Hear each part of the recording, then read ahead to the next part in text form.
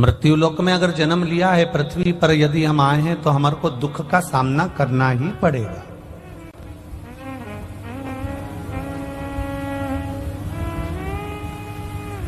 भगवान राम भी अगर इस मृत्यु लोक में आए हैं तो उनको भी दुख का सामना करना पड़ा। भगवान कृष्ण भी अगर मृत्यु लोक में आए हैं तो उनको भी दुख का सामना करना पड़ा। इस मृत्यु लोक में जितने भी देवताओं का अवतार हुआ हो, प्रकट हुए हो, या संसार में जितने भी जीव, जलचर हो, थलचर हो, वायुचर हो या मनुष्य, अगर जन्म लिया है तो उसको दुख तो मिलना है। और उस बाबा कहते हैं गोस्वामी जी, कोई तन दुखी, कोई मन दुखी, कोई धन बिन रहत उदास, तुलसी या संसार में सुखी राम का दास। संसार में सब दुखी हैं, पर सुख किसको प्राप्त होता है? तो कहा जो भगवान की शरणागति में जाकर बैठ जाता है, भजन में जाकर बैठ जाता है, कथा में जाकर बैठ जाता है, या अपना संपूर्ण जीवन जो भगवान को छोड़कर चलता है, उसके जीवन में फिर दुख समाता नहीं है, दुख सताता नहीं। आप छोड़ो।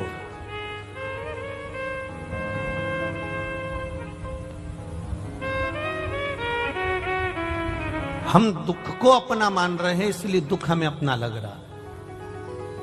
जिस समय हम दुख को भी परमात्मा का मान लेंगे कि ये भी प्रसाद है, ये उसने दिया है तो कुछ सोच कर दिया होगा, कुछ समझ कर दिया होगा, और हम ये मानकर जब अपने दुख को झेलना प्रारंभ कर देते हैं, कार्य करना प्रारंभ कर देते हैं, तो परमात्मा भी सोच लेता है कि आपको पहले कथा में कहा, एक आध बार आपने स्मरण किया होगा कि उसके मंदिर में जब जाओ, भोलेनाथ के चरणों में जब जाओ, मेरे त्रिकालदर्शी के पास जब जाओ, मेरे शंकर के मंदिर में, शिवालय में जब जाओ, आपसे पहले भी कहा, आज भी कह रहे हैं कि प्रसन्न होकर जाना, मुस्कुराकर। दुख कितना भी बड़ा हो, तकलीफ कितनी भी हो, कष्ट कितना भी हो,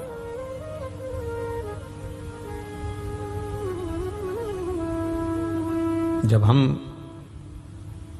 व्यक्ति अगर कर्जे में डूबा रहता है ना, बहुत कर्जे में डूबा हुआ है, बहुत कर्जे में डूबा हुआ है, और कर्जे में डूबा हुआ व्यक्ति जब बहुत किरीच वाले कपड़े पहनकर, बेहतरीन मुंह में पान मान खाकर, चाबी का छल्ला घुमाते हुए, खूब जोरदार ठाठ से घर से बाहर निकलता है, तो लोग कह देते, बताओ इतना कर्जे में डूबा हुआ है, इसके बाद भी इसके चेहरे पर रत्ती भर सल नहीं, इसके चेहरे पर रत्ती भर सल नहीं है, इतना कर्जे में डूबा है तो भी सल नहीं इसके चेहरे पर। दुख आए, और वो दुख आने पर भी अगर आप मंदिर में जाकर भगवान से दुख काटने को नहीं कह रहे, आप शिवालय में जाकर भगवान शंकर से ये नहीं कह रहे हो कि मेरा दुख काट देना, आप तो शिवालय में जाकर केवल एक लोटा जल देवादिदेव महादेव को समर्पित कर रहे हो, तो भगवान देवादिदेव महादेव से जगत जननी जगदम्बा खुद कह देती हैं, माता पार्वती, कि इसको इतना दुख है, इतना कष्ट है, इतनी तकलीफ है, इसके बाद भी इसके चेहरे पर मुस्कुराहट है। तो शंकर भगवान भी कह देते हैं, अगर ये मेरे मंदिर में मुस्कुराते हुए आया है तो अब इसका दुख मैं काटूंगा, ये मुस्कुराता ही रहे, ये मुस्कुराएगा।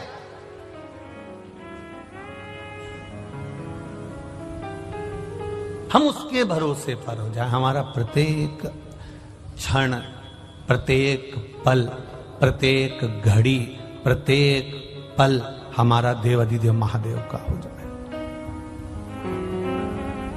एक शिव भक्त का शंकर भगवान के मंदिर जाना, शिव जी को एक लोटा जल चढ़ाना, उस मंदिर से वापिस आना, मंदिर पर गए, आपके चरण में, आपके शरीर में, आपके कपड़ों में मंदिर की रज, शिवालय की रज, शिवालय का कंकर, शिवालय की धूल आपके शरीर में जब लगती है, और वो धूल लगे हुए आप जब घर में आते हो, शरीर में कहीं ना कहीं चढ़ाए हुआ जल का छींटा लेकर आप घर में आते हो, या कहीं मंदिर के अंदर थोड़ा बहुत कीचड़ हो रहा है, गीला हो रहा है, उस कीचड़ लगे हुए पांव से, उस गीले पांव से आप अपने घर में आते हो, तो भी हमारे घर में आने से हमारे पवित्र घर का आनंद अपने आप बढ़ जाता है, उसका सुख प्राप्त हो जाता है। कितना सुंदर संवाद एक शिव महापुराण के अंतर्गत। कश्मीर प्रदेश में एक देवव्रत नाम का ब्राह्मण रहता था।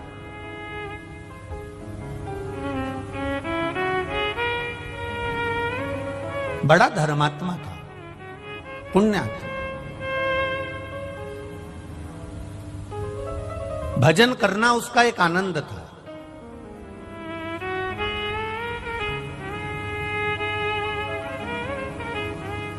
भक्ति में लगा रहता, भजन में लगा रहता, राम नाम, कृष्ण नाम, शिव नाम का गुणगान करता रहता। अब एक बात आप लोगों को पहले कही कि यह जरूरी नहीं है कि पिता धर्मात्मा है तो पुत्र भी धर्मात्मा होगा।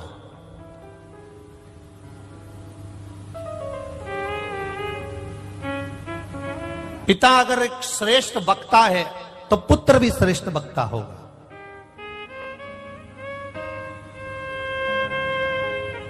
मां अगर धर्मात्मा है तो बेटी भी धर्मात्मा होगी। ये पक्का नहीं है। पिता के भाग्य में अगर सुख लिखा है तो बेटे के भाग्य में भी सुख होगा, ये पक्का नहीं है। पिता के भाग्य में हजारों एकड़ जमीन है, बेटे के भाग्य में 1000 एकड़ है कि नहीं, ये पक्का नहीं है।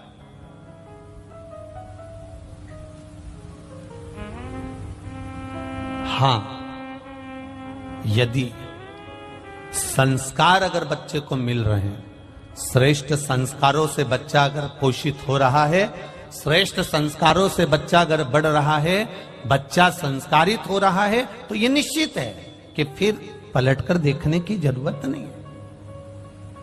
हम पहले कहे, आज फिर कहते हैं, 20 वर्ष तक माता पिता अपने बेटे को पढ़ाते हैं, लिखाते हैं, कॉलेज भेजते हैं, स्कूल भेजते हैं, कोचिंग भेजते हैं। 20 वर्ष तक माता पिता अपने बेटे को पढ़ा लिखाकर राम बनाने की चेष्टा करते हैं। 20 वर्ष तक माता पिता पढ़ाकर अपने बच्चे को राम बनाने का प्रयास करते हैं। और 20 दिन की, मात्र ओनली 20 दिवस, केवल 20 दिन, केवल 20 दिन की कुसंगति बेटे को रावण बना देती है। केवल 20 दिन की कुसंगति।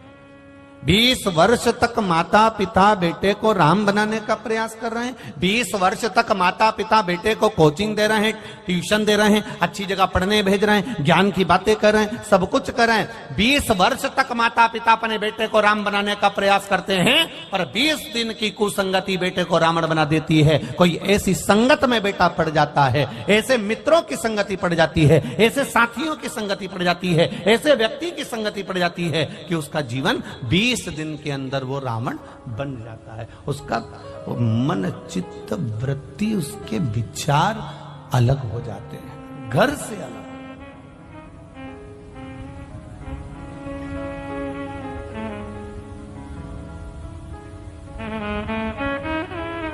आप अपने बच्चों की आदत डाल दो, शिव जी के मंदिर में जाना है, 1 लोटा जल चढ़ाना। डालो बच्चों की आदत।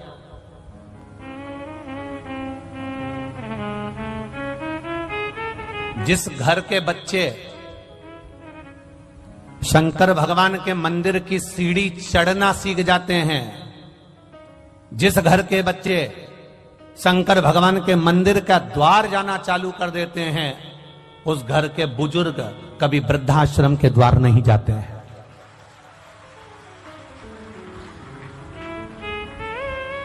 आपके बच्चे अगर मंदिर जा रहे हैं, आपके बच्चे अगर शिवालय जा रहे हैं, आपके बच्चे भगवान के मंदिर में जाकर 1 लोटा जल चढ़ा रहे हैं, प्रयास करना।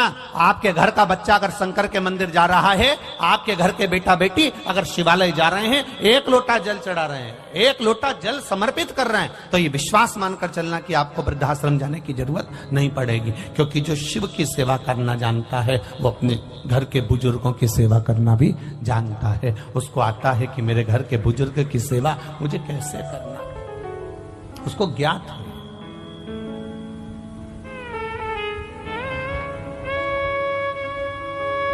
शंभु शरणे पड़ी मांगू घड़ी घड़ी दुख काटो दया करी दर्शन आपो। महाराज, जब हमारे घर के बच्चे शिवालय तक जाने लगे, मंदिर तक जाने लगे, शिव की चौखट तक जाने लगे, भगवान के द्वार तक जाने लगे, समझ लेना कि अब आपके बच्चे संस्कारिता का आनंद पा गए। जाएं वो।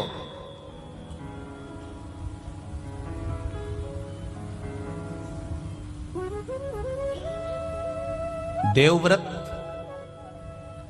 कश्मीर प्रदेश में रहने वाला एक ब्राह्मण है देवव्रत, जो भगवान का भजन करता है, स्मरण करता है, अपनी बेटी को रोज ज्ञान देता है, प्रतिदिन अपनी बेटी को समझाता है।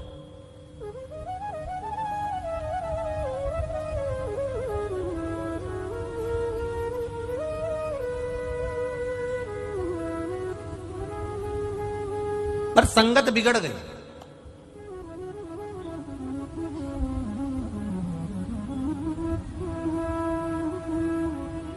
अपनी बेटी से रोज कहता है कि शिवालय जाकर एक लोटा जल चढ़ा दिया कर। अपनी बेटी से कहता अगर शिवालय नहीं जा सकती तो 2 मिनट भगवान का भजन कर लिया कर। अगर भगवान का भजन नहीं कर सकती तो मंत्र जाप कर लिया कर। मंत्र जाप नहीं कर सकती तो किसी गुरु की शरणागति ग्रहण कर कर उनके द्वार की सेवा कर लिया कर।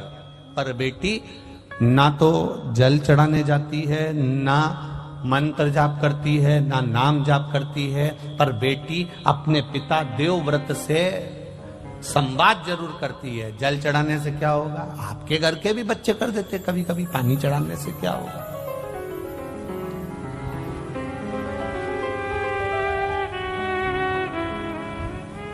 जल चढ़ाने से कौन सा फायदा?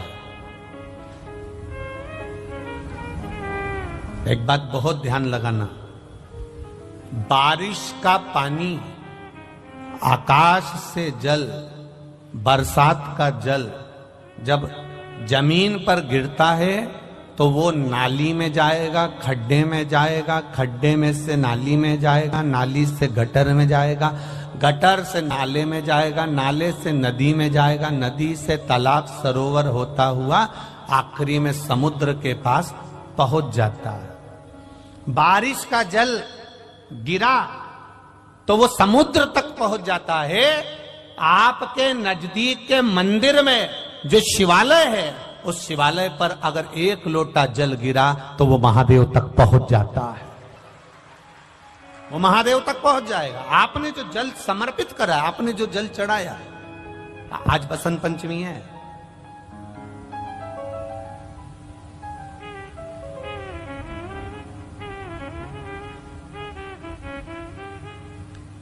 भगवान देवाधिदेव महादेव का आज बसंती पुष्प से, सरसों का जो फूल होता है, 108 सरसों के पुष्प से भगवान शंकर का श्रृंगार किया जाता है या शिव को समर्पित किया जाता है।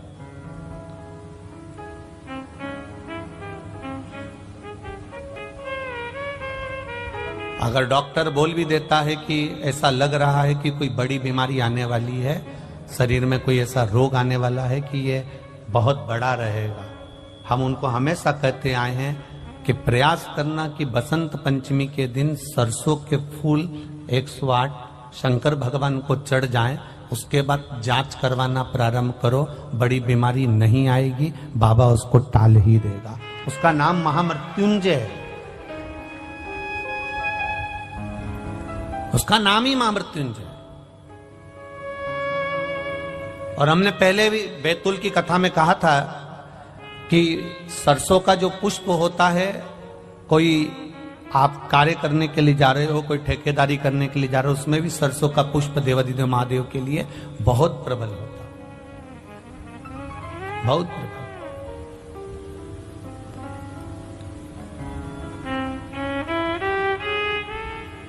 महाराज, बेटी को दिया ज्ञान, पर बेटी मानती नहीं, प्रश्न बहुत करती है, बहुत प्रश्न। पहले का एक समय था जिस समय पर माता पिता जो कह देते थे बच्चे वो मानते थे। बीच का एक समय ऐसा आया कि माता पिता कहते जरूर है, बच्चा मानता भी है, पर मन में संशय रखता है।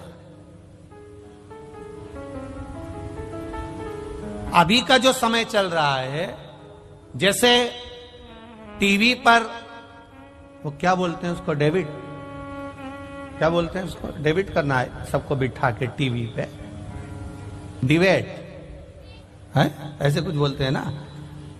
आज का समय केवल टीवी पर डिबेट करने का नहीं है, घर में भी रोज का डिबेट चल रहा है, प्रतिदिन का। पिताजी कहते हैं मंदिर जा, बेटा कहता है क्यों जाऊं, बस यही क्रम चालू हो जाता है। बहू कहती है सास को, सास कहती है बहू को, दोनों एक दूसरे की बात नहीं मान रहे, वो इधर पांव खींच रहा है, वो इधर पांव खींच रहा है, अंत उसका सार तत्व तक नहीं पहुंच पाता। मंजिल मिला क्या?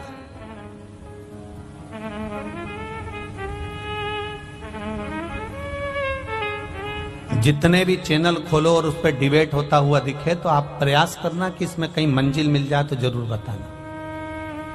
मंजिल नहीं मिलती, किसी लक्ष्य तक नहीं पहुंच पाता, बीच में ही उसको छोड़ना पड़ता और वो संशय में घूमता रहता है। आज भी घरों में यही हो रहा है। माता पिता बच्चों से कहें कि तू जल चढ़ाने जा, माता पिता बच्चों से कहें कि तुम प्रणाम करो, माता पिता बच्चों से कहें कि तुम भजन करो, माता पिता बच्चों से कहें कि तुम कीर्तन करो।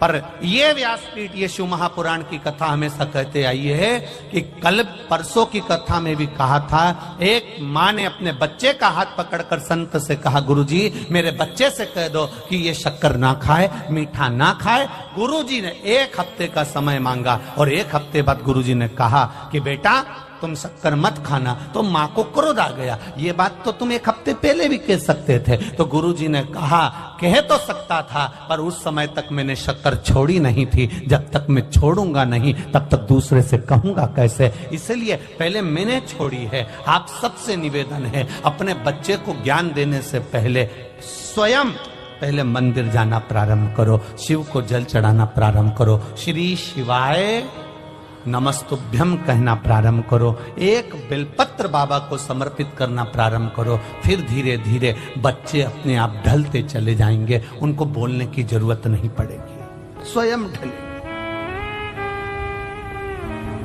देवव्रत, कश्मीर प्रदेश में देवव्रत नाम का ब्राह्मण, और ब्राह्मण अपनी बेटी को हमेशा कहता है अपनी संगति सही रखना, विचार सही रखना, सोच सही रखना, गलत लोगों में मत पड़ जाना, गलत लोगों के बीच में मत जाना। बार बार अपनी बेटी को समझाता था, पर बेटी का विवाह कर दिया गया। बेटी का विवाह करने के बाद भी बेटी की चित्त बुद्धि सही नहीं हो पाई।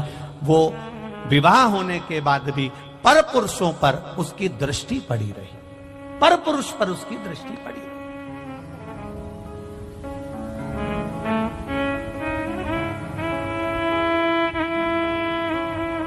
महाराज,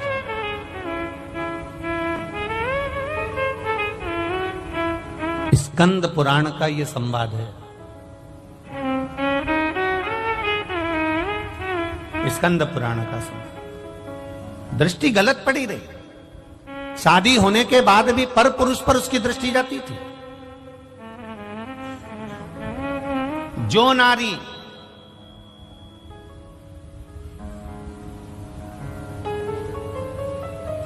विवाह के पश्चात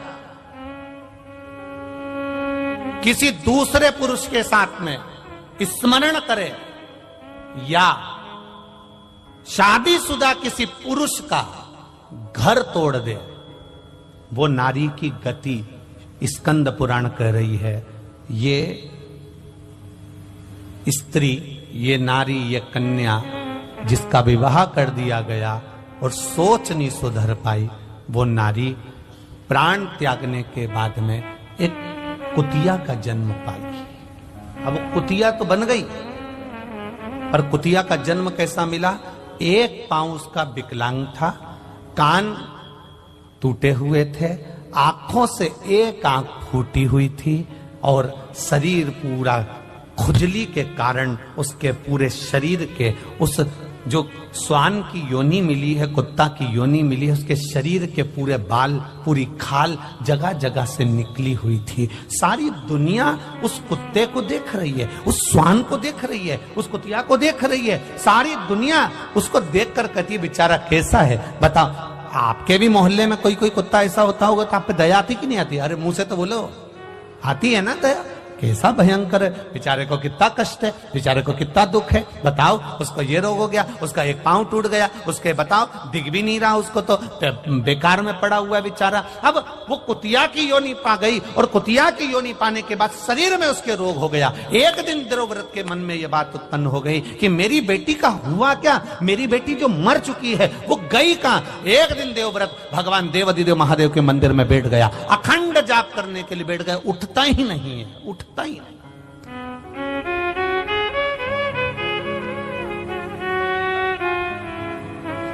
उठ ही नहीं रहा।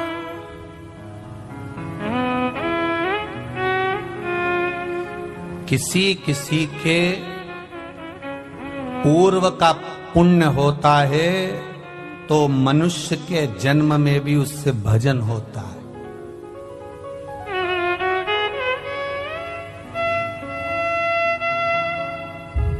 किसी का पूर्व का पुण्य हो तो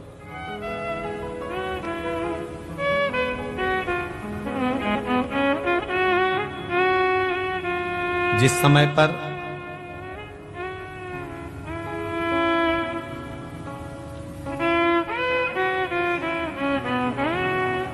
महाभारत में पांडवों में युधिष्ठिर, नकुल, सहदेव, भीम, अर्जुन ये सब थे, और जिस समय पर अर्जुन मर गया,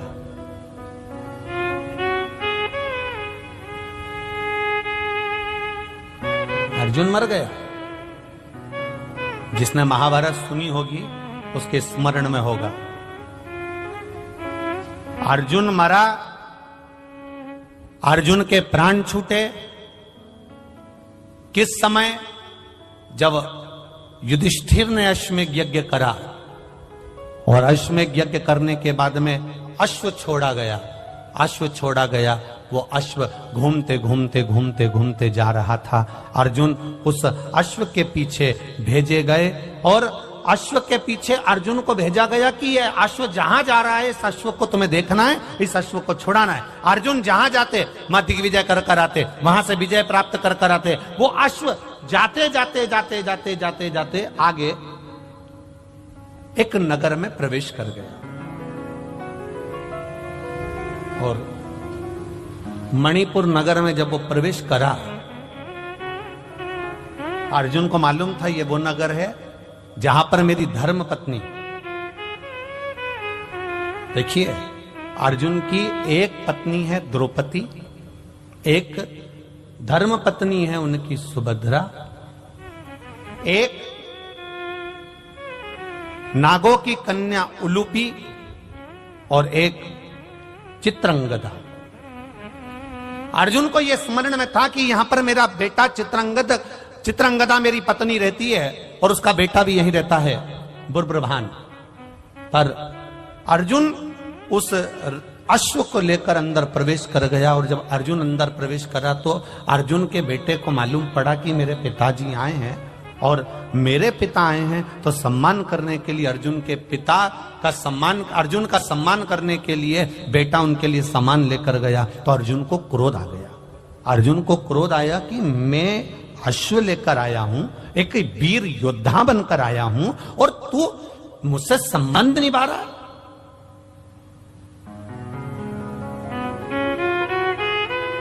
तुझे तो अश्व पकड़ना था और युद्ध लड़ना था, पर तू मेरा सम्मान करने के लिए आया है। अर्जुन ने अपने बेटे बुब्रभान को अपशब्द कहना प्रारंभ करा। इसी समय पर नागों की कन्या उलूपी बैठी हुई थी और उलूपी ने देखा कि बुब्रभान को अर्जुन चिल्ला रहे हैं। तब उलूपी ने कहा, बुरबुरहान मैं तुम्हारी मां हूं बड़ी, एक काम करो तुम अपने पिता से युद्ध लड़ो। बुरबुरहान ने कहा, मां अगर मैं पिता से युद्ध लड़ा और मेरे पिता को कोई घात हो गई तो? इसी समय पर उलूपी ने कह दिया, ये तो छत्राणी का जो पुत्र होता है, एक वीरानी का जो पुत्र होता है, वो युद्ध के मैदान में ये नहीं देखता कि पिता है कि कौन है, आओ और तुम युद्ध लड़ो। बस इतना कहना था और कहते से बुब्रवाहन ने बाण चलाना प्रारंभ करे, इधर अर्जुन ने बाण चलाना प्रारंभ करे। दोनों में भयंकर युद्ध हो गया और युद्ध होने के बाद जैसे ही युद्ध होते होते आगे तक बढ़ा, इतनी देर में बुब्रवाहन को भी घात लग गई और अर्जुन के प्राण छूट गए। अर्जुन मर गए, अर्जुन के प्राण छूट गए। आई चित्रंगदा रोती रोती आई, मेरा पति चले गया। बेटे तुमने क्या कर दिया? अपने पिता को मार दिया, अपने पिता को समाप्त कर दिया। मां मैं पिताजी के साथ युद्ध नहीं लड़ना चाहता था, पर मां ने कहा है, उलूपी माता बोली है मुझसे युद्ध लड़ने के लिए। चित्रंगदा ने कहा, उलूपी तेरा मेरा मांग का सिंदूर उजड़ गया और तू अपने बेटे से कहती है कि युद्ध लड़ो। चित्रंगदा के सामने उलूपी ने कहा, मैं छत्राणी हूं, छत्री की बेटी हूं। मैंने अपने बेटे को, इस बुब्रवाहन को केवल एक छत्री का फर्ज अदा करने का प्रयास करा है। ब्राह्मण हो, ब्राह्मण कर्म से पीछे मत हटना, वैश्य हो, वैश्य कर्म से पीछे मत हटना, क्षत्रिय हो, क्षत्रिय कर्म से पीछे मत हटना, और शूद्र हो तो शूद्र कर्म से पीछे मत हटना। यह हमारा धर्म भी है और हमारा कर्म भी है, उससे हम पीछे कैसे हटें? तुमने श्रेष्ठ नहीं करा, तुमने अच्छा नहीं करा। रो रही चित्रंगदा, रो रही है।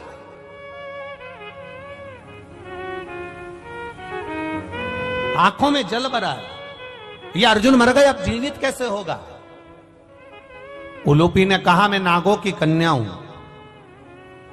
मैं जानती हूं अर्जुन को जीवित कैसे करना, क्या कर सकती हो? बुब्रवाहन धृतराष्ट्र सर्प के पास जाना, और धृतराष्ट्र सर्प के पास जाना, और उस धृतराष्ट्र सर्प कौन?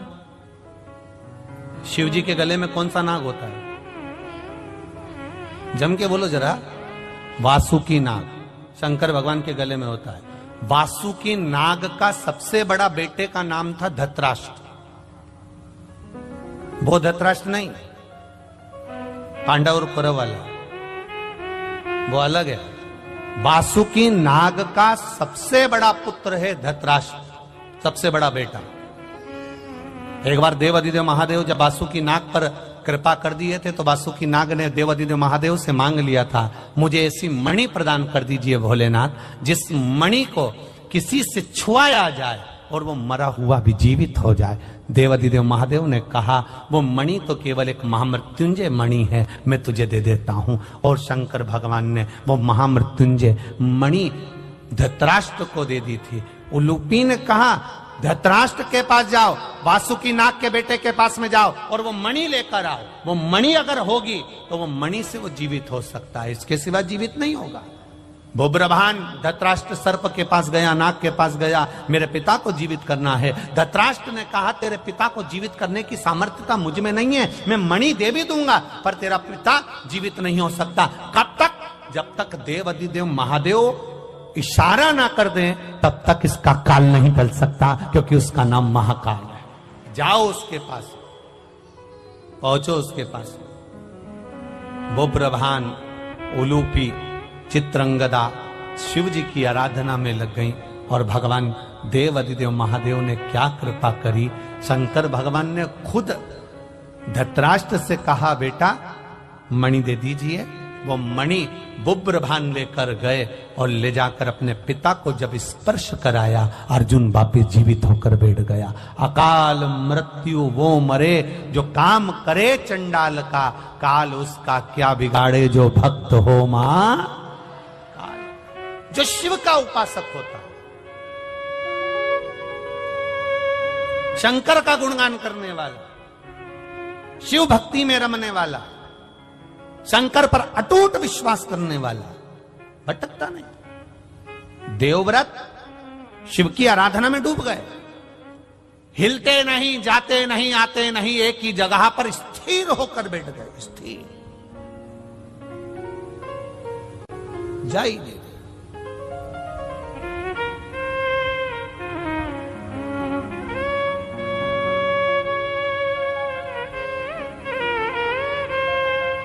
जब कोई नारी या कोई पुरुष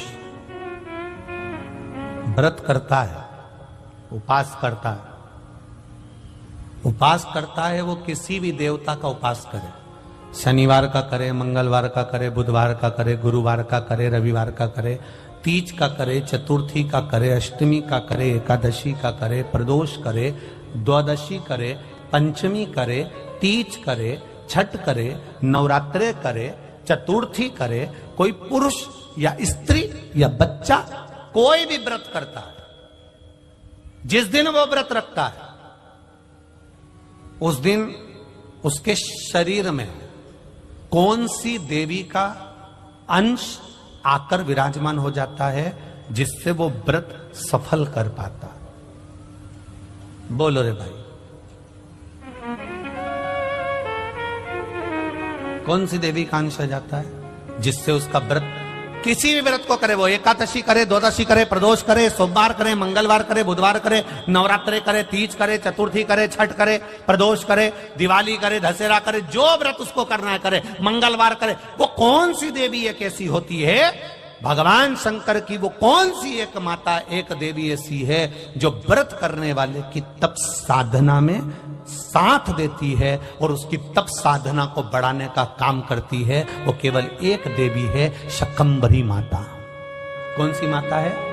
माता शाकंभरी, केवल एक है जो व्रत साधना तप आराधना करने वाले के साथ हमेशा साथ देने के लिए उसके हृदय में विराजमान होती है, उसके चित्त वृत्ति में बैठी रहती है। भजन का बल शाकंभरी तप साधन। कितना सुंदर कहा है, जो व्रत करता है ना, हम तो यहां तक कहते हैं कि अगर कोई कथा सुनने बैठा हुआ है, कथा सुन रहा है, आपको जाना है, आपका शरीर का जरा सा अंश भी चलते समय दूसरे के शरीर को नहीं लगना चाहिए। शिव महापुराण में वर्णन आया है पितरों की 3 कन्याओं का, मेना, धन्या, कला, इन तीनों का वर्णन आया है। पितृलोक में ये तीनों आराम से रह रही थी और सनकादि ऋषि बैठकर तप कर रहे थे, कथा की चर्चा कर रहे थे, सत्संग कर रहे थे।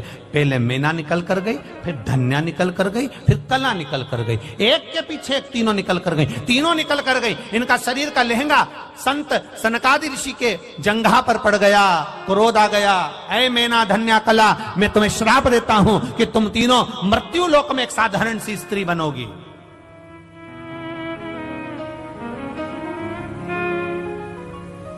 तीनों बिलख रही हैं, तीनों रो रही हैं, तीनों की आंख में आंसू भरा हुआ। क्षमा कर दीजिए नाथ, क्षमा कर दीजिए। सनकादि ऋषियों ने कहा, जब कोई कथा सुनने के लिए बैठता है, सत्संग करने के लिए बैठता है, सदगुरु की शरणागति में बैठता है, मंदिर देवालय में बैठता है, भगवान के भजन में बैठता है, जितनी देर वो भगवान का गुणगान करने बैठता है, उतनी देर तक उसके हृदय में शाकंभरी माता का निवास होता है। शाकंभरी माता ऐसे अलग से नहीं रहती। जितनी देर वो तप साधना में, भजन में, संकीर्तन में, कीर्तन में, स्मरण में डूबा रहता है, उतनी देर तक शाकंभरी उसके अंदर रहती है। जब आपका शरीर जाते जाते उसको लात लगती है, शरीर का अंग लगता है, कोई सामान लगता है, शाकंभरी को क्रोध आता है और वो क्रोध उसके मुख से निकलकर तुम्हें श्रापित कर देता है। इसके फल अनुसार तुम्हें तीनों को मृत्यु लोक में जाना पड़ेगा। चरणों में पड़ गई, हमारा उद्धार कैसे होगा? तब सनकादि ऋषियों ने कहा, तुम्हारा उद्धार, मेना, तुम्हारे घर में पार्वती का जन्म होगा। धन्या, तुम सुनैना बनोगी, तुम्हारी गोद में माता सीता खेलेगी। कला, तुम कीर्ति बनोगी, तुम्हारी गोद में राधा खेलेगी। ये 3 देवियां जब तुम्हारी गोद में खेलेगी, जगत का कल्याण कर देगी। वो जगत का कल्याण करेगी तो तुम्हारा कल्याण अपने आप हो जाएगा। अपने आप।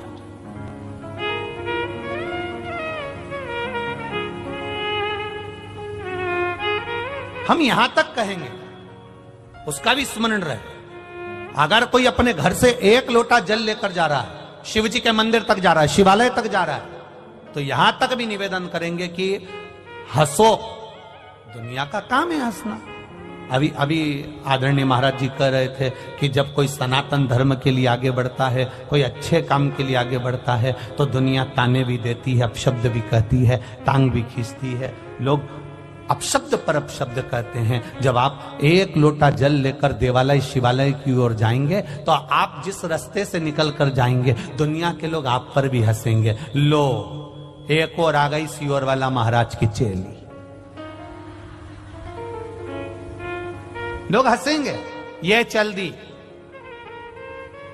सावित्री बनकर, अनसुईया बनकर। दुनिया के लोग कहेंगे, अपशब्द कहेंगे, आड़ा टेढ़ा कहेंगे, बोलेंगे, पर आग लगे बस्ती में अपन रहो मस्ती। कहे तो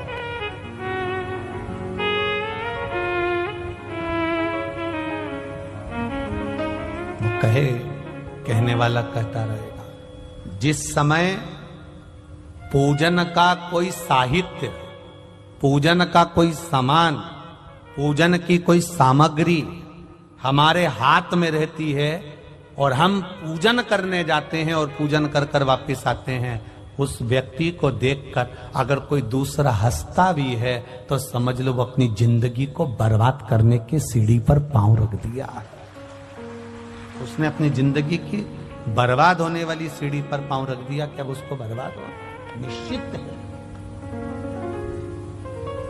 देवव्रत शिव जी के सामने बैठा है, घोर तप कर रहा है, घोर तप,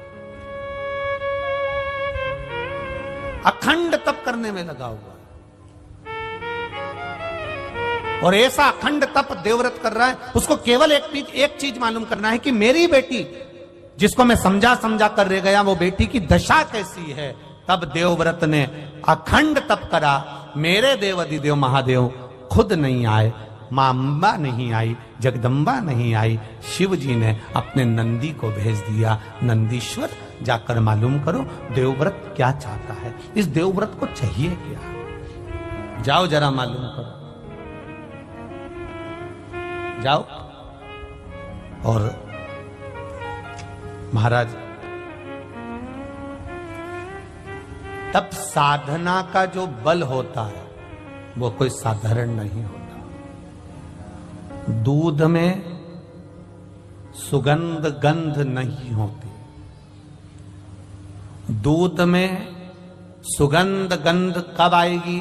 जब दूध को आप तपाओगे, फिर उसको जमाओगे, जमाकर फिर उसका घी निकालोगे, और घी निकालोगे तब उसमें गंध आना, सुगंध आना प्रारंभ हो जाएगी। दूध में सुगंध नहीं है, पर दूध को तुमने पहले फाड़ा, तपाया, फाड़ा, फिर उसको अग्नि पर तपाया।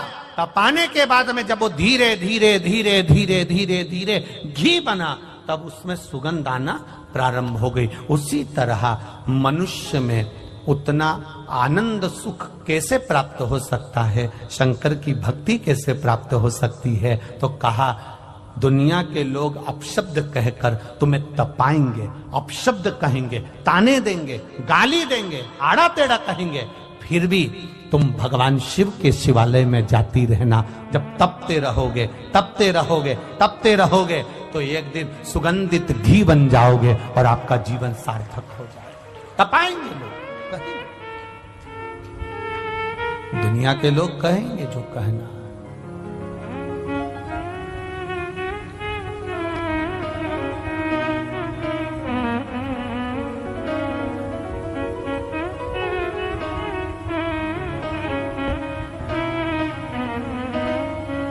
और महाराज,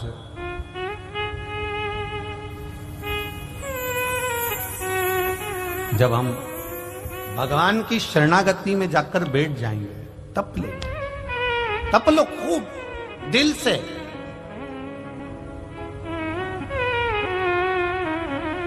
और जिस समय हम तप लिए, सुगंध अपने आप बढ़ती चली जाए, अपने आप बढ़े।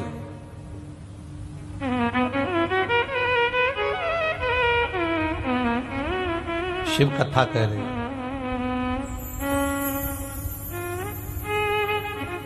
देवव्रत ने जैसे ही तप साधना करी, नंदी आए, सुंदर एक बालक का रूप रखकर आए, और बालक का रूप रखकर आकर नंदी ने देवव्रत को जगाया।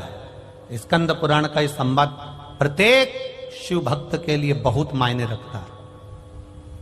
यह संवाद पहले की कथाओं में नहीं निकल पाया, पर कंजरी गांव में संतों के सानिध्य में सीताराम महाराज और यह पावन गुप्त नवरात्रि के अवसर पर यह संवाद निकला है, जो संपूर्ण विश्व के कल्याण के संवाद। बड़ा ध्यान रखना, नंदी 5 वर्ष के बालक का रूप रखकर आए, और नंदी देख रहे हैं कि देवव्रत समाधि में लीन है, तप में लीन है, भगवान की भक्ति में लीन है।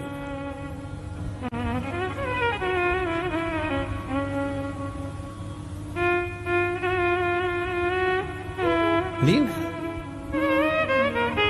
नंदी ने जगाया, देवव्रत नहीं जगा। नंदी ने फिर जगाया, देवव्रत नहीं जगा, जगता ही नहीं। बहुत प्रयास करा नंदी ने, उठता ही नहीं। लगा श्री शिवाय नमस्तु, श्री शिवाय नमस्तु, श्री शिवाय नमस्तु। लगा ओम नमः शिवाय, ओम नमः शिवाय, ओम नमः शिवाय। तप में लीन नंदी ने देखा कि यह जगता नहीं है। मंदिर में जो घड़ियाल था, उस घंटाल को नंदी ने बजाना प्रारंभ करा। देवव्रत नहीं उठता, उठा ही नहीं।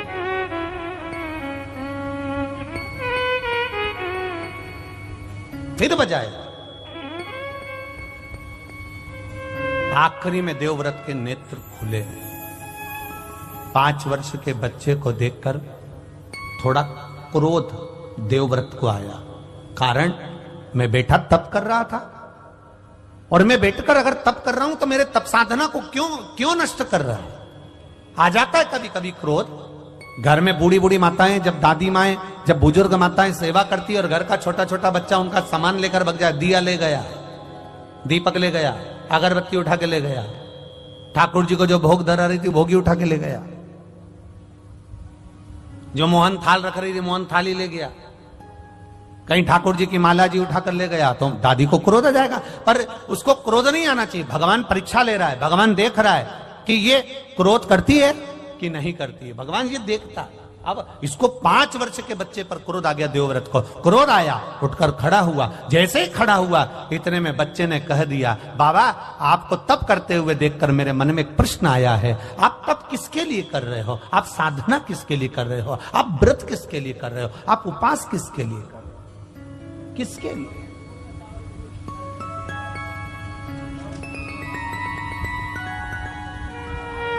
देवव्रत ने कहा, बस मेरी एक इच्छा है।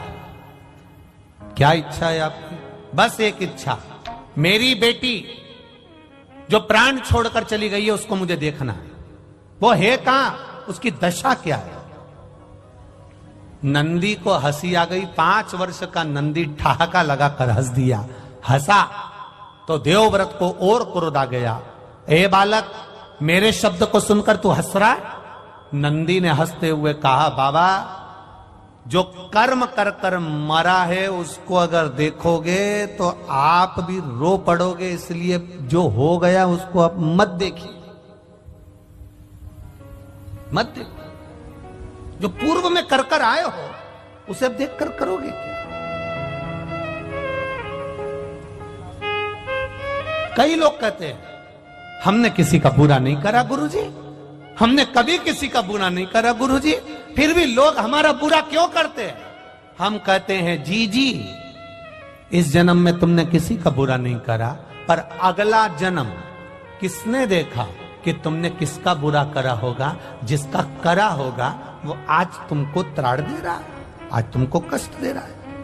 जिसने पूर्व समय में गौ माता को एक रोटी दी, प्रेम से उसको सहलाया, वो गौ माता तुम्हारे घर में बहू माता बनकर आ गई, वो तुम्हारे यहां सेवा कर रही। और जिसने गौ माता को देखकर एक रोटी देने के बाद में हट हट,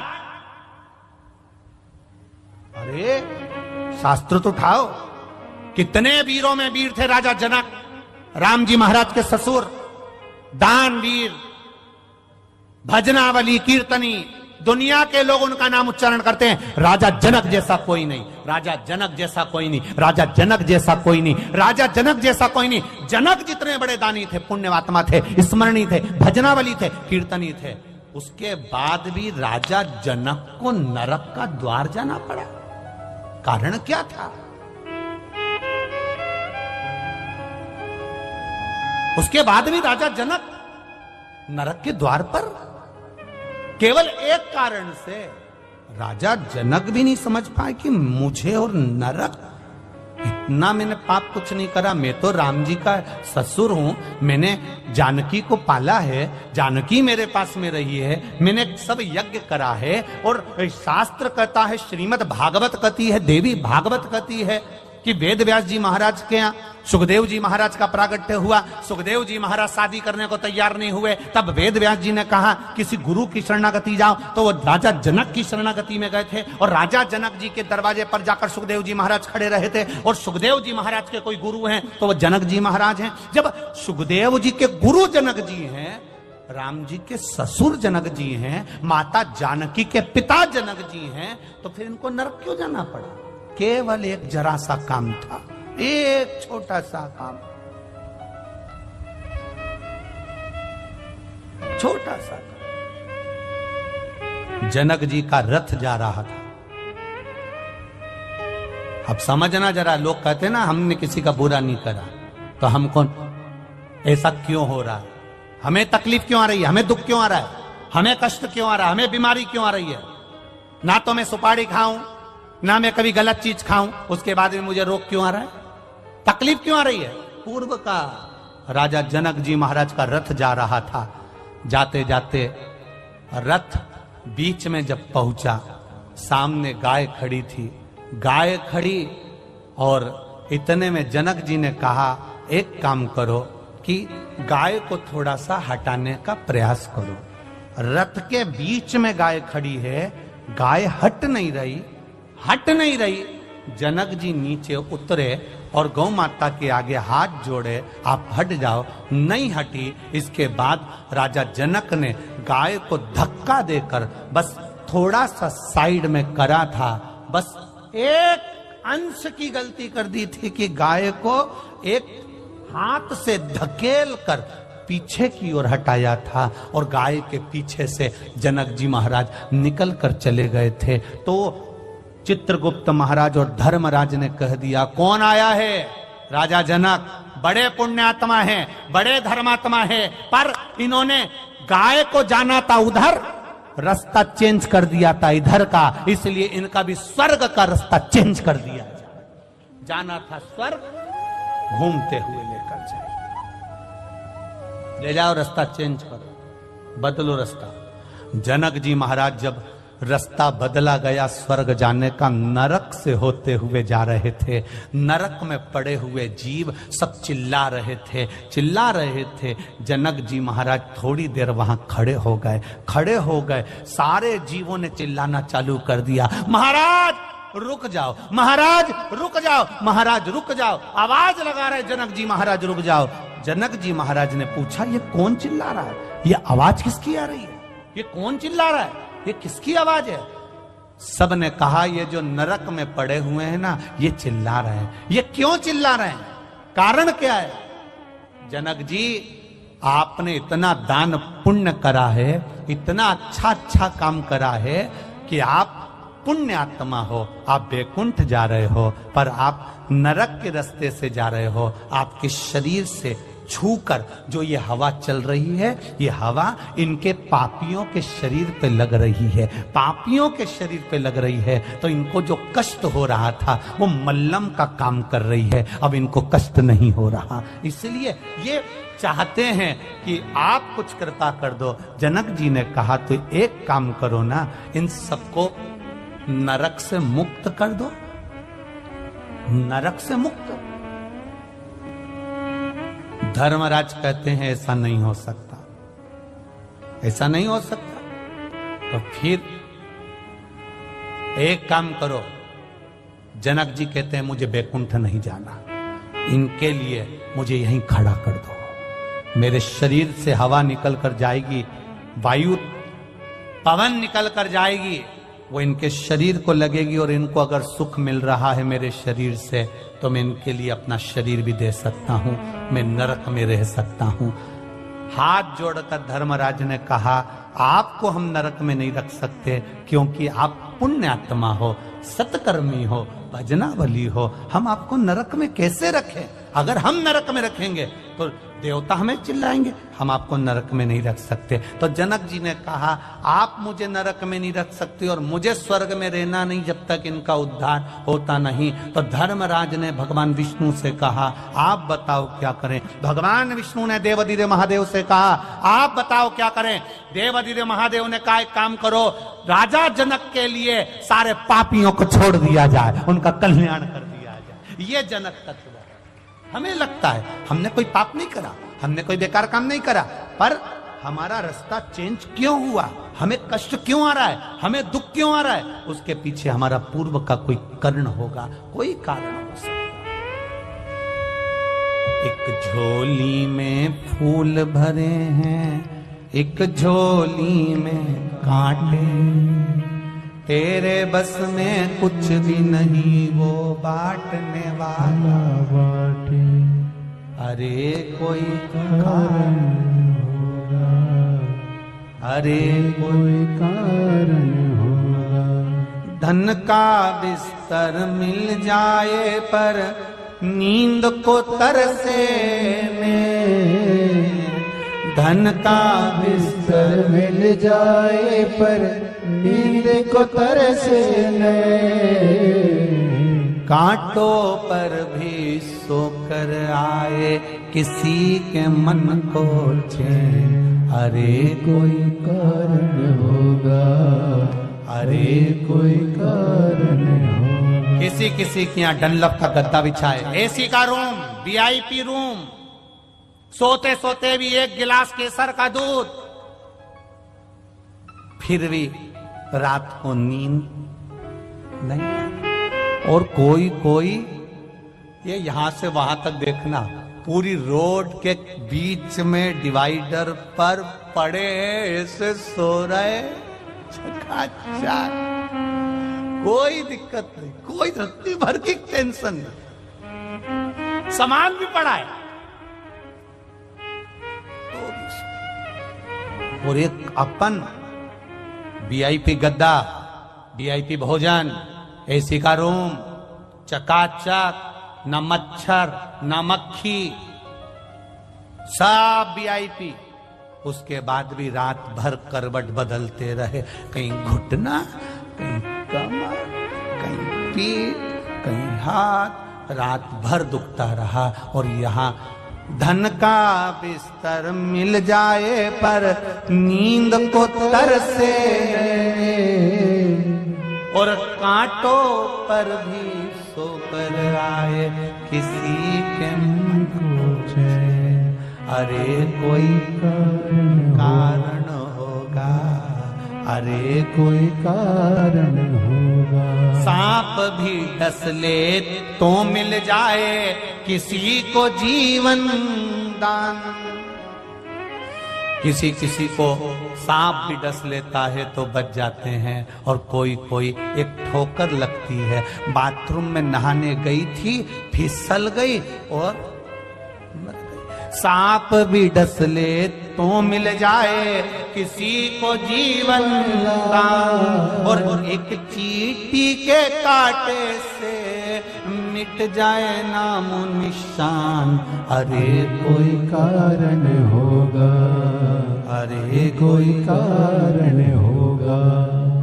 एक झोली में फूल भरे, एक झोली में कांटे, तेरे बस में कुछ भी नहीं वो बांटने वाला बाटे। अरे कोई कारण होगा, अरे कोई कारण होगा।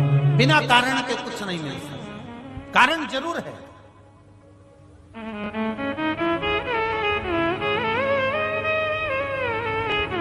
कितने संख्या में आ पाए, 3-3 पंडाल भरे पड़े, हजारों की तादाद में आप लोग आकर विराजमान हुए, और इससे भी ज्यादा लोग कंजरी और हालोल में रहते होंगे। क्या सब कथा में जाके बैठ गए क्या? नहीं। अरे कोई कारण होगा। ये आने का प्लान भी बनाए थे, इनने विचार भी करा होगा कि 26 जनवरी की छुट्टी पड़ेगी, अपन चले। इनने सब प्लान बनाया। इनके प्लान से क्या होता है? पहले महादेव को भी तो प्लान बना दो कि तेरा क्या होगा रे कालिया। यहां बुला लेंगे तो फिर तो सर्टिफिकेट मिल जाएगा। अगर यहां बुला लिया, यहां तक पहुंच गया, तो इसको एक प्रमाण पत्र मिल जाएगा। ये प्रमाण पत्र लेकर ऊपर पहुंच गया तो देख लो, शिव महापुराण की कथा में गया था कंजरी, यमराज, मेरे से तो कुछ बोलना ही मत, डिग्री है। तो भोलेनाथ ने भी सोचा भैया जितनों को डिग्री देना है उतनों को ही बुलाओ, बाकी को डिग्री से दूर रखो, नहीं तो ये आफत कर देंगे ऊपर आकर। वैसे ही गुजरात वालों ने बहुत आफत करके रखी है दिल्ली में बैठकर। अब बोल तो बोल, तो इन्होंने कहा इनको नीचे ही पावागढ़ में इनको पंछीड़ा रे उड़ के जा, पावागढ़ इनको वही गरबा रमने दो।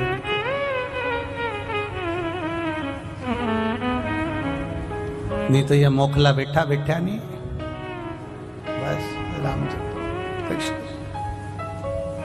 कहे।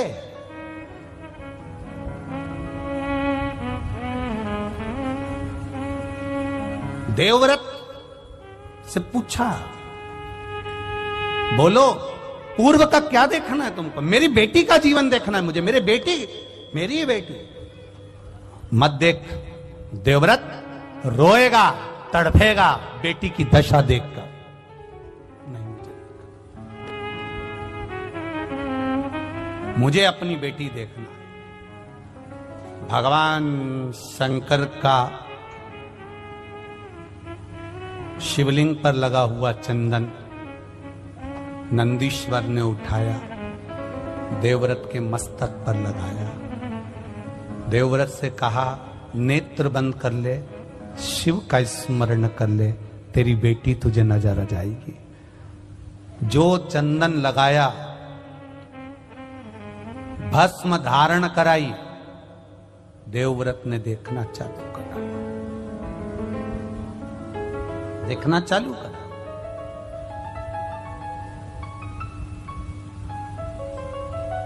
भस्म, चंदन, बेलपत्र, शिवजी पर चढ़ी हुई कोई भी सामग्री व्यक्ति के जीवन का ना जाने कितने जन्म के पापों को काट देता है, ना जाने कितने जन्म के पाप।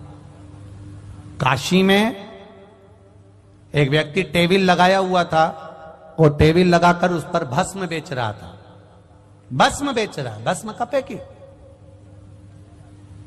एक अंग्रेज आ गया, अंग्रेज ने आकर पूछा क्या है ये? उसने अपनी भाषा में कहा, उसने कहा यह भस्म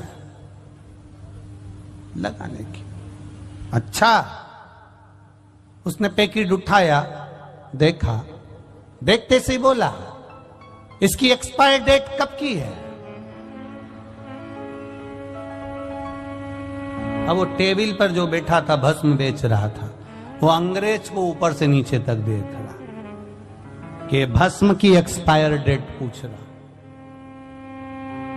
टेबल पर भस्म बेचने वाले ने कहा कि इसकी एक्सपायर डेट तो नहीं मालूम, पर यह पक्का है कि तू सिर पे लगाता रहेगा तो तेरी एक्सपायर डेट आगे खसकती रहेगी, ये पक्का।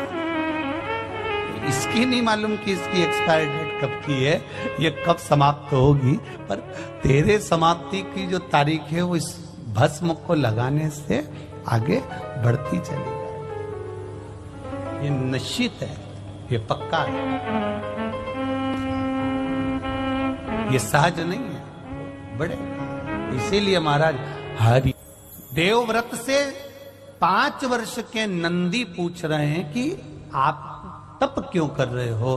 कहा मेरी बेटी के बारे में मुझे जानना है, उसका जन्म कहाँ हुआ, कैसे है वो, क्या कारण से उसका क्या जन्म हुआ, वो मुझे समझना है। नंदीश्वर ने कहा मत देखो अपने पूर्व के जन्म को, उसके हुए जन्म को, रोगे तुम। नहीं महाराज मुझे देखना है। तो देखना है, भस्म लगा दी, चंदन लगा दिया। चंदन और भस्म जिसके मस्तक पर लग जाता है उसको पूर्व का किया गया पाप कर्म भी उसका कट जाता है। और जैसे ही देवव्रत ब्राह्मण का पाप कर्म घटा, उसने अपनी बेटी के जीवन को देखा तो वो एक कुतिया की योनि में, एक स्वान की योनि में, पांव टूटा हुआ है, कान कटा हुआ है, आंख फूटी हुई है, मुख से ज्यादा कुछ खा नहीं सकती, शरीर के पूरे बाल निकल गए। जैसे एक कोई कुत्ते को तुमने देखा होगा, उसका पूरा शरीर बेकार हो जाता है, वो पड़ा हुआ है।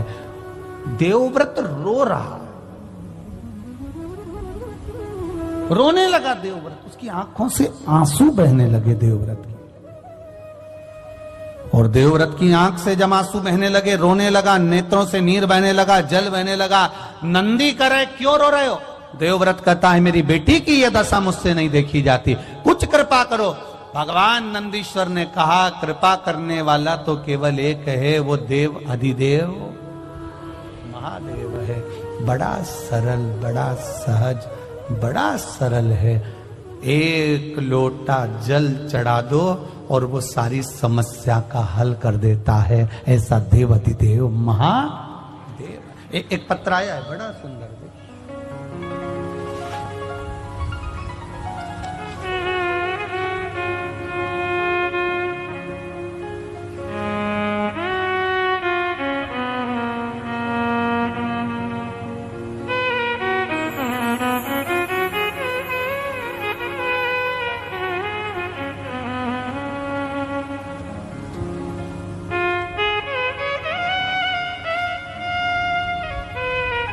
मैं मोहित चतुर्वेदी अहमदाबाद से आया।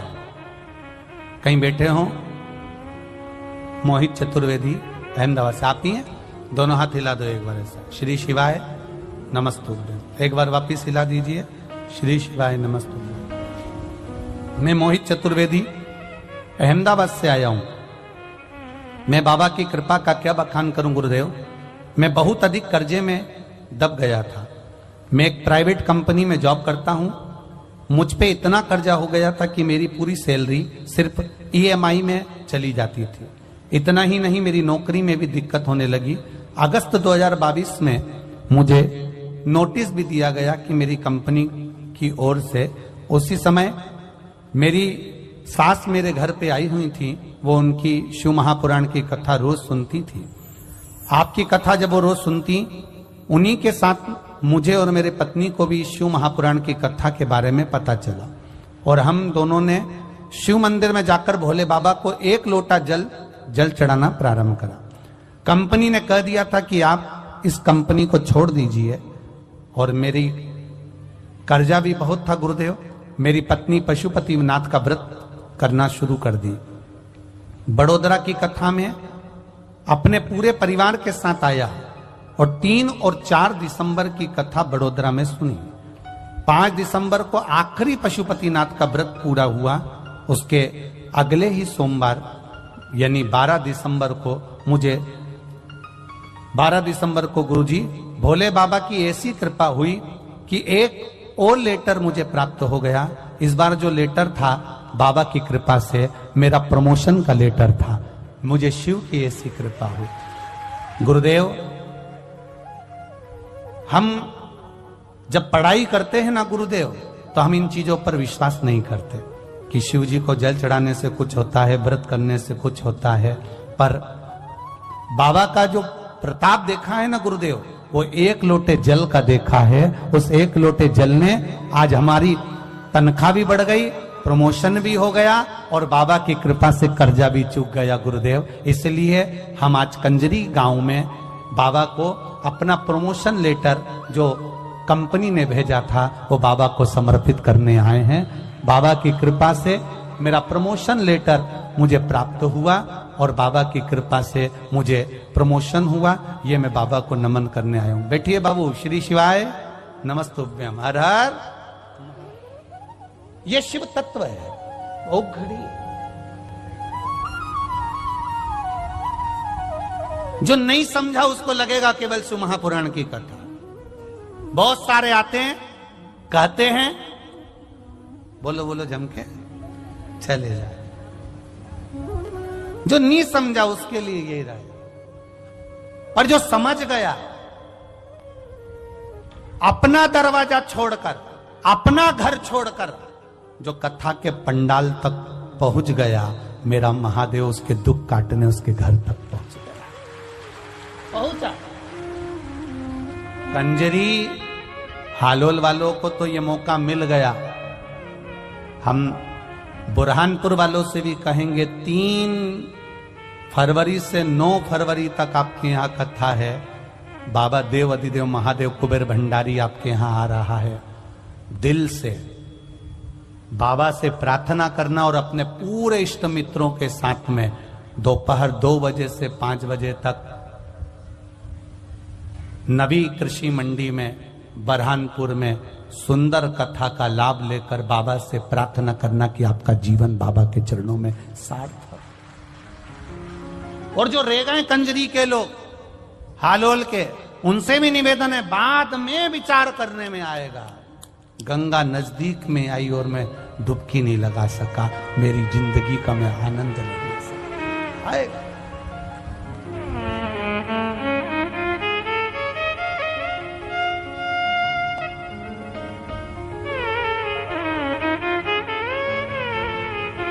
एक हॉस्पिटल होता है, एक एम्बुलेंस होती है। हॉस्पिटल और एम्बुलेंस दोनों में अंतर है। हॉस्पिटल चलकर तुम्हारे पास तक नहीं पहुंचेगा, चलकर कौन पहुंचेगी? एम्बुलेंस। प्राथमिक उपचार करती करती एम्बुलेंस तुम्हें हॉस्पिटल तक ले जाएगी और फिर तुम्हें ठीक कर देगी। ये शिव महापुराण की कथा नहीं है, ये 7 दिन की एम्बुलेंस है जो आकर बैठ गया और परमात्मा के चरणों तक पहुंच गया। ये दुख जीवन है, मनुष्य का शरीर है, मानव की देह, ये मानव का शरीर मिला है। ऐसा नहीं कोई संत, कोई साधु, कोई गुरु, कोई महात्मा, कोई जोगी, कोई सन्यासी, कोई तपस्वी, कोई साधक, कोई उपासक, कोई आपसे कह दे कि मैं आपको ऐसा कर देता हूं कि आपको दुख ही नहीं आएगा, तो फिर आप उसके हाथ जोड़ लेना और कह देना जब राम जी थे उन पर भी दुख था, उनके भी गुरु एक से बढ़कर एक थे, तो फिर वो दुख क्यों नहीं काट सके? दुख आया है तो झेलना तो पड़ेगा। बस भजन के बल पर वो दुख थोड़ा थोड़ा कटते चले जाता है और हम परमात्मा के होते चले जाते हैं। कोई कहे तुमसे कि दुख नहीं आएगा, कपट नहीं आएगा, तुम्हारे जीवन में तकलीफ नहीं आएगी, कष्ट नहीं आएगा, हो ही नहीं सकता, नहीं हो सकता, बिल्कुल नहीं हो सकता। दुनिया के दुख हरने वाले पर भी दुख आन पड़ा। जग को रोशन करने वाले वो आधी रात में आना पड़ा। दुनिया के बंधन काटता वो उसको भी जेल में आना। जो दुनिया के बंधन काटता है वो कारागार में जन्म ले रहा है, साधारणता नहीं है। ये पूर्व के कर्म का भोग। एक चिड़िया को सीता जी ने कैद में रखा, मां जानकी को कैद में रहना पड़ा। राम जी ने छुपकर मारा था बाली को, उस बाली ने छुपकर मारा भगवान कृष्ण के चरणों में मारा। जरा नाम का व्याघ्र बनकर। कर्म का भोग है, भोगना। जो पूर्व में किया आज भोगेंगे, आज करेंगे, फिर भोगेंगे। उसको कौन टाल सका? देवव्रत रो रहा है, मेरी बेटी की ये दशा, एक स्वान की योनि, एक कुतिया की योनि, मेरी बेटी की। बिलक पड़ा, रोह पड़ा, कुछ नहीं कर रहा। शंकर भगवान के शिवालय को, शिवलिंग को पकड़ लिया और पकड़कर देवव्रत आंख से आंसू बहाने लगा। कुछ कृपा करो करुणा सागर, करुणा कर दीजिए दातार, कृपा कर दीजिए। मेरी बेटी ऐसी भयंकर योनि में पड़ी हुई है, शरीर पूरा खुजला हो गया है उसका, क्योंकि उसको अभिमान इतना था। पिता देवव्रत अपनी बेटी को समझाता था, गलत दृष्टि मत करना, गलत जगह पर मत जाना। परसों की कथा में कहा था, नियत, नीति और नजर, ये तीन गलत जगह पर चली जाती है तो जिंदगी बर्बाद हो जाती है। नियत अगर गलत हो गई तो बर्बाद हो गए, नीति अगर गलत हो गई तो बर्बाद हो गए, और नजर अगर गलत हो गई तो बर्बाद हो गए। नारी पर पुरुष पर अगर अपनी दृष्टि देती है, किसी का शादीशुदा जीवन है और उसके घर में आग लगाकर तू उसमें शामिल होना चाहती है, तो तू अपने अगली जिंदगी का स्मरण कर लेना। ये देवव्रत की कन्या का स्मरण कर लेना कि तेरी जिंदगी क्या होगी, तेरा जीवन क्या होगा। ये देवव्रत की कथा कर रही है। एक इतना बड़ा ब्राह्मण, ऐसा साधु, ऐसा सन्यासी, ऐसा तपस्वी, ऐसा साधक, ऐसा उपासक जो भगवान शिव की भक्ति में लगा है, तो भी इस कन्या को भोगना पड़ रहा है। क्यों? कर्म का भोग है। तेरी शादी हो गई थी, जिस पुरुष के साथ तू रह रही थी उसकी भी शादी हो गई थी, उस नारी को रोना पड़ रहा था, हाथ जोड़कर कहती थी मेरे पति को छोड़ दे, मेरे पति को त्याग दे, पर तू उससे इतनी आसक्ति कर बैठी, इतनी आसक्ति कर बैठी इस शरीर के चक्कर में। अब शरीर का सुख अब भोग ले। पांव टूट गया, आंख फूट गई, कान कट गया और पूरा शरीर खुजेला होकर और पड़ा है एक कोने में। देवव्रत रो रहा है, मेरी बेटी का उद्धार कैसे होगा, मेरी बेटी का उद्धार कैसे होगा। ये केवल स्त्री के लिए नहीं है कथा, पुरुषों के लिए भी है।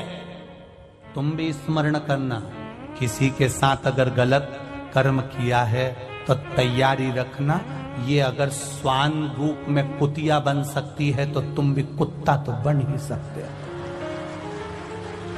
स्मरण रहे आपको, स्मरण रहे। नियत, फिर बोलो तीन चीजें, नियत, नीति,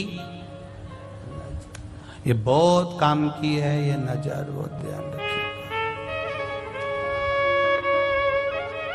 सबसे ज्यादा लफड़ा यही करती है, सबसे ज्यादा दिक्कत इसी की है। भोगना सबको पड़ता है। एक आम के पेड़ पर आम देखा किसने?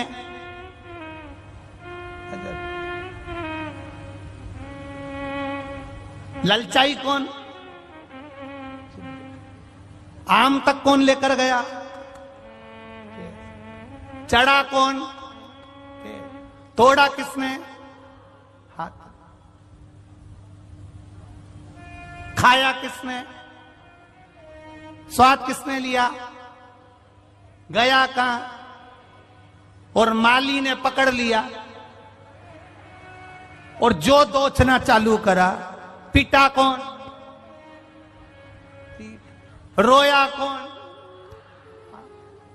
जैसा कर्म करोगे वैसा भोगोगे। देखा भी तू नहीं था, अब रोए भी तू।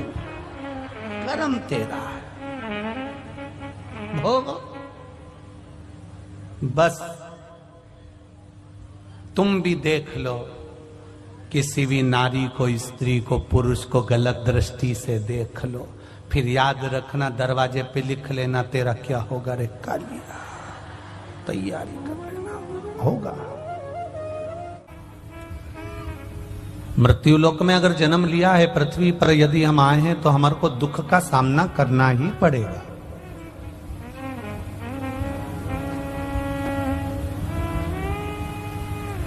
भगवान राम भी अगर इस मृत्युलोक में आए हैं तो उनको भी दुख का सामना करना पड़ा। भगवान कृष्ण भी अगर मृत्युलोक में आए हैं तो उनको भी दुख का सामना करना पड़ा। इस मृत्युलोक में जितने भी देवताओं का अवतार हुआ हो, प्रकट हुए हो, या संसार में जितने भी जीव, जलचर हो, थलचर हो, वायुचर हो या मनुष्य, अगर जन्म लिया है तो उसको दुख तो मिलना है। और कुछ बाबा कहते हैं गोस्वामी जी, कोई तन दुखी, कोई मन दुखी, कोई धन बिन रहत उदास, तुलसी या संसार में सुखी राम का दास। संसार में सब दुखी हैं, पर सुख किसको प्राप्त होता है? तो कहा जो भगवान की शरणागति में जाकर बैठ जाता है, भजन में जाकर बैठ जाता है, कथा में जाकर बैठ जाता है, या अपना संपूर्ण जीवन जो भगवान को छोड़कर चलता है, उसके जीवन में फिर दुख समाता नहीं है, दुख सताता नहीं। आप छोड़ो।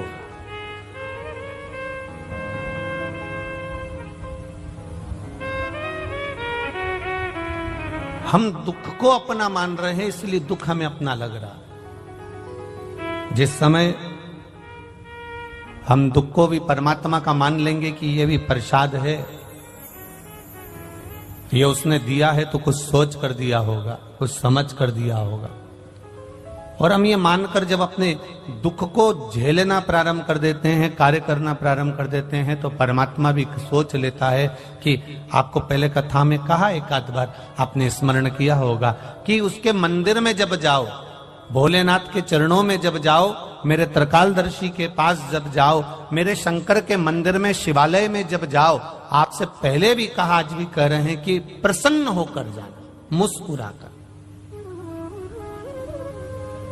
दुख कितना भी बड़ा हो, तकलीफ कितनी भी हो, कष्ट कितना भी हो,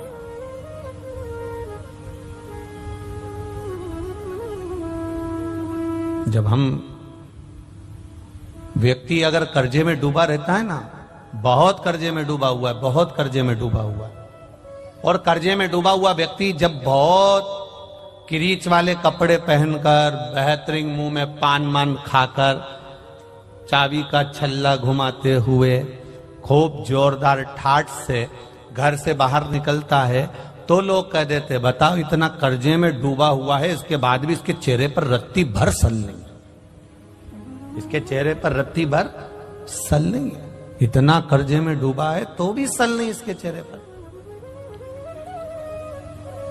दुख आए, और वो दुख आने पर भी अगर आप मंदिर में जाकर भगवान से दुख काटने को नहीं कह रहे, आप शिवालय में जाकर भगवान शंकर से ये नहीं कह रहे हो कि मेरा दुख काट देना, आप तो शिवालय में जाकर केवल एक लोटा जल देवादिदेव महादेव को समर्पित कर रहे हो, तो भगवान देवादिदेव महादेव से जगत जननी जगदम्बा खुद कह देती हैं, माता पार्वती, कि इसको इतना दुख है, इतना कष्ट है, इतनी तकलीफ है, इसके बाद भी इसके चेहरे पर मुस्कुराहट है। तो शंकर भगवान भी कह देते हैं, अगर ये मेरे मंदिर में मुस्कुराते हुए आया है, तो अब इसका दुख मैं काटूंगा, ये मुस्कुराता ही रहे, ये मुस्कुराएगा।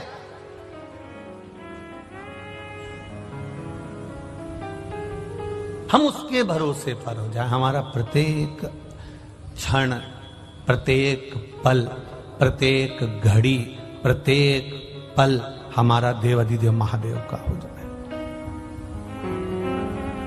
एक शिव भक्त का शंकर भगवान के मंदिर जाना, शिव जी को एक लोटा जल चढ़ाना, उस मंदिर से वापिस आना, मंदिर पर गए, आपके चरण में, आपके शरीर में, आपके कपड़ों में मंदिर की रज, शिवालय की रज, शिवालय का कंकर, शिवालय की धूल आपके शरीर में जब लगती है और वो धूल लगे हुए आप जब घर में आते हो, शरीर में कहीं ना कहीं चढ़ाए हुआ जल का छींटा लेकर आप घर में आते हो, या कहीं मंदिर के अंदर थोड़ा बहुत कीचड़ हो रहा है, गीला हो रहा है, उस कीचड़ लगे हुए पांव से, उस गीले पांव से आप अपने घर में आते हो, तो भी हमारे घर में आने से हमारे पवित्र घर का आनंद अपने आप बढ़ जाता है, उसका सुख प्राप्त हो जाता है। कितना सुंदर संवाद एक शिव महापुराण के अंतर्गत। कश्मीर प्रदेश में एक देवव्रत नाम का ब्राह्मण रहता था।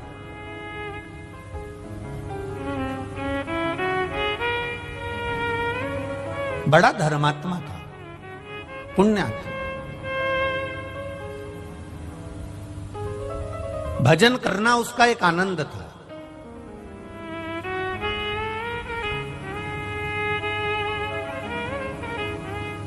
भक्ति में लगा रहता, भजन में लगा रहता, राम नाम, कृष्ण नाम, शिव नाम का गुणगान करता रहता। अब एक बात आप लोगों को पहले कही कि यह जरूरी नहीं है कि पिता धर्मात्मा है तो पुत्र भी धर्मात्मा होगा।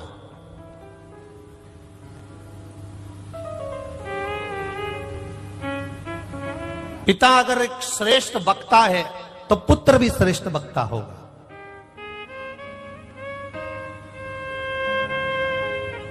मां अगर धर्मात्मा है तो बेटी भी धर्मात्मा होगी। ये पक्का नहीं है।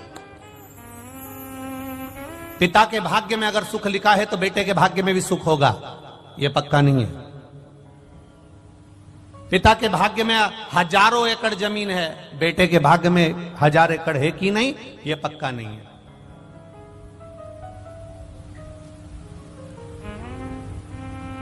हां, यदि संस्कार अगर बच्चे को मिल रहे हैं, श्रेष्ठ संस्कारों से बच्चा अगर पोषित हो रहा है, श्रेष्ठ संस्कारों से बच्चा अगर बढ़ रहा है, बच्चा संस्कारित हो रहा है, तो यह निश्चित है कि फिर पलटकर देखने की जरूरत नहीं है। हम पहले कहे, आज फिर कहते हैं, 20 वर्ष तक माता पिता अपने बेटे को पढ़ाते हैं, लिखाते हैं, कॉलेज भेजते हैं, स्कूल भेजते हैं, कोचिंग भेजते हैं। 20 वर्ष तक माता पिता अपने बेटे को पढ़ा लिखाकर राम बनाने की चेष्टा करते हैं। 20 वर्ष तक माता पिता पढ़ाकर अपने बच्चे को राम बनाने का प्रयास करते हैं। और 20 दिन की, मात्र ओनली 20 दिवस, केवल 20 दिन, केवल 20 दिन की कुसंगति बेटे को रावण बना देती है। केवल 20 दिन की कुसंगति। 20 वर्ष तक माता पिता बेटे को राम बनाने का प्रयास कर रहे हैं। 20 वर्ष तक माता पिता बेटे को कोचिंग दे रहे हैं, ट्यूशन दे रहे हैं, अच्छी जगह पढ़ने भेज रहे हैं, ज्ञान की बातें कर रहे हैं, सब कुछ कर रहे हैं। 20 वर्ष तक माता पिता अपने बेटे को राम बनाने का प्रयास करते हैं, पर 20 दिन की कुसंगति बेटे को रावण बना देती है। कोई ऐसी संगत में बेटा पड़ जाता है, ऐसे मित्रों की संगति पड़ जाती है, ऐसे साथियों की संगति पड़ जाती है, ऐसे व्यक्ति की संगति पड़ जाती है कि उसका जीवन 20 दिन के अंदर वो रावण बन जाता है। उसका मन, चित्त, वृत्ति, उसके विचार अलग हो जाते हैं, घर से अलग।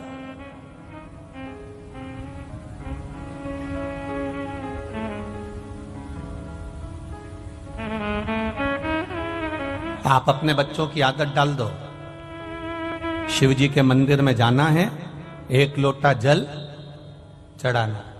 डालो बच्चों की आदत।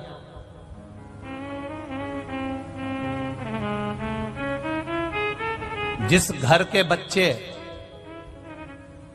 शंकर भगवान के मंदिर की सीढ़ी चढ़ना सीख जाते हैं, जिस घर के बच्चे शंकर भगवान के मंदिर का द्वार जाना चालू कर देते हैं, उस घर के बुजुर्ग कभी वृद्धाश्रम के द्वार नहीं जाते हैं।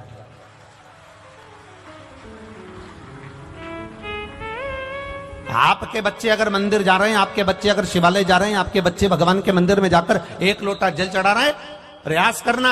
आपके घर का बच्चा अगर शंकर के मंदिर जा रहा है, आपके घर के बेटा बेटी अगर शिवालय जा रहे हैं, एक लोटा जल चढ़ा रहे हैं, एक लोटा जल समर्पित कर रहे हैं, तो ये विश्वास मानकर चलना कि आपको वृद्धाश्रम जाने की जरूरत नहीं पड़ेगी। क्योंकि जो शिव की सेवा करना जानता है, वो अपने घर के बुजुर्गों की सेवा करना भी जानता है। उसको आता है कि मेरे घर के बुजुर्ग की सेवा मुझे कैसे करना, उसको ज्ञात है।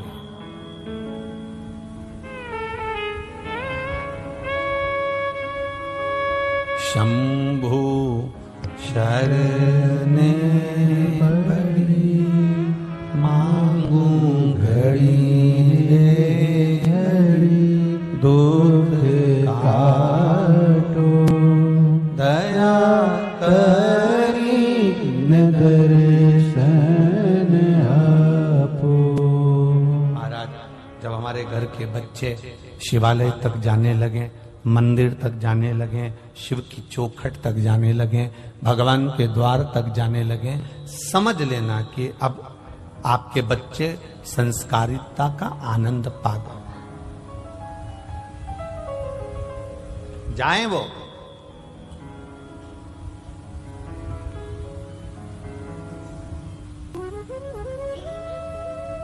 देवव्रत कश्मीर प्रदेश में रहने वाला एक ब्राह्मण है देवव्रत, जो भगवान का भजन करता है, स्मरण करता है, अपनी बेटी को रोज ज्ञान देता है, प्रतिदिन अपनी बेटी को समझाता है।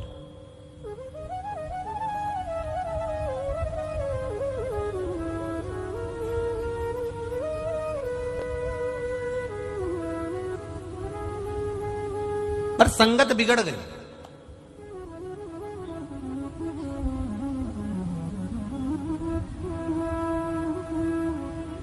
अपनी बेटी से रोज कहता है कि शिवालय जाकर एक लोटा जल चढ़ा दिया कर। अपनी बेटी से कहता अगर शिवालय नहीं जा सकती तो 2 मिनट भगवान का भजन कर लिया कर। अगर भगवान का भजन नहीं कर सकती तो मंत्र जाप कर लिया कर। मंत्र जाप नहीं कर सकती तो किसी गुरु की शरणागति ग्रहण कर कर उनके द्वार की सेवा कर लिया कर। पर बेटी ना तो जल चढ़ाने जाती है, ना मंत्र जाप करती है, ना नाम जाप करती है, पर बेटी अपने पिता देवव्रत से संवाद जरूर करती है। जल चढ़ाने से क्या होगा? आपके घर के भी बच्चे कर देते कभी कभी। पानी चढ़ाने से क्या होगा?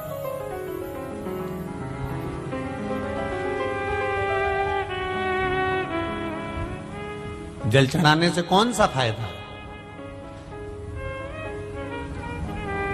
एक बात बहुत ध्यान लगाना, बारिश का पानी, आकाश से जल, बरसात का जल जब जमीन पर गिरता है तो वो नाली में जाएगा, खड्डे में जाएगा, खड्डे में से नाली में जाएगा, नाली से गटर में जाएगा, गटर से नाले में जाएगा, नाले से नदी में जाएगा, नदी से तालाब सरोवर होता हुआ आखिरी में समुद्र के पास पहुंच जाता है। बारिश का जल गिरा तो वो समुद्र तक पहुंच जाता है। आपके नजदीक के मंदिर में जो शिवालय है, उस शिवालय पर अगर एक लोटा जल गिरा तो वो महादेव तक पहुंच जाता है। वो महादेव तक पहुंच जाएगा। आपने जो जल समर्पित करा, आपने जो जल चढ़ाया। आज बसंत पंचमी है,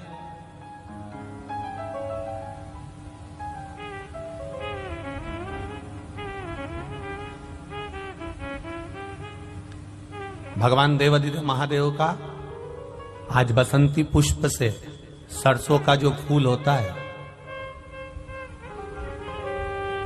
108 सरसों के पुष्प से भगवान शंकर का श्रृंगार किया जाता है या शिव को समर्पित किया जाता है।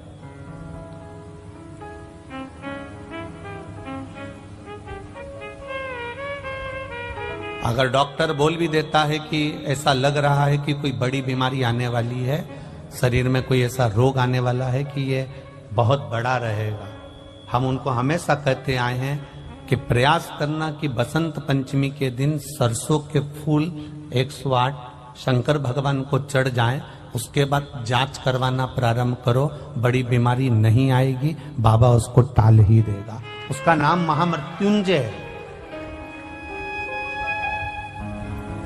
उसका नाम ही महामृत्युंजय। और हमने पहले भी बैतुल की कथा में कहा था कि सरसों का जो पुष्प होता है, कोई आप कार्य करने के लिए जा रहे हो, कोई ठेकेदारी करने के लिए जा रहे हो, उसमें भी सरसों का पुष्प देवादिदेव महादेव के लिए बहुत प्रबल होता है, बहुत प्रबल।